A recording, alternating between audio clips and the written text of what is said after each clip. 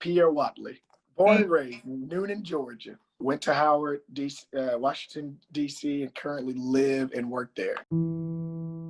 I always wanted to work on Capitol Hill. When I walked in on day one and got the tours and stuff, I was like, wow.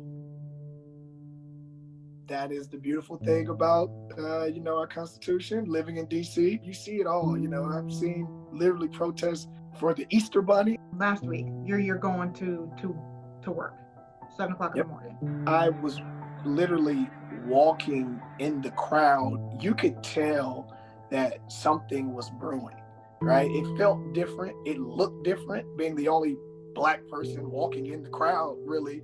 I could hear people saying, he must be a traitor. Oh, he must be a local. He must be one of them liberals. I heard the N-word. I heard all of this. I've seen a peaceful protest rally in D.C. in support of Trump before, right? I've seen it. I've talked to those people, right? So it was easy for me to easily push back against someone and say, well, this was a peaceful protest. No, it was not. Because I've seen that. You've had a peaceful protest before. This was different. I was angry, and then it went to kind of like fear, scrambling, trying to check on my colleagues who were actually in the Capitol building. So that was scary. They were locking themselves in offices and sliding desks and drawers to block people from coming in.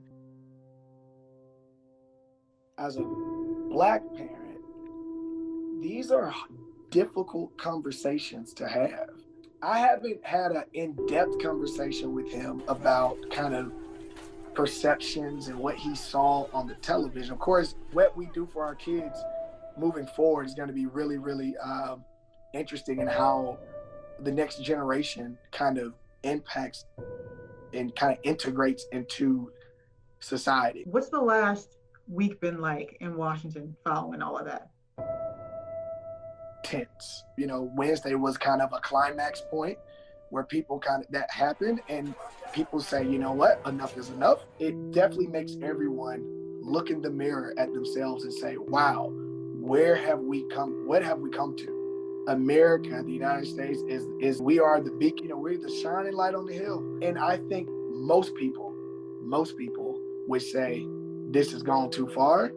This is not the America that I want to live in. This is not the America, the country that I want my kids or my grandkids to grow up in. Whatever my part that I need to do, I'll do it. If we crumble, ourselves, what does that signal to, the world?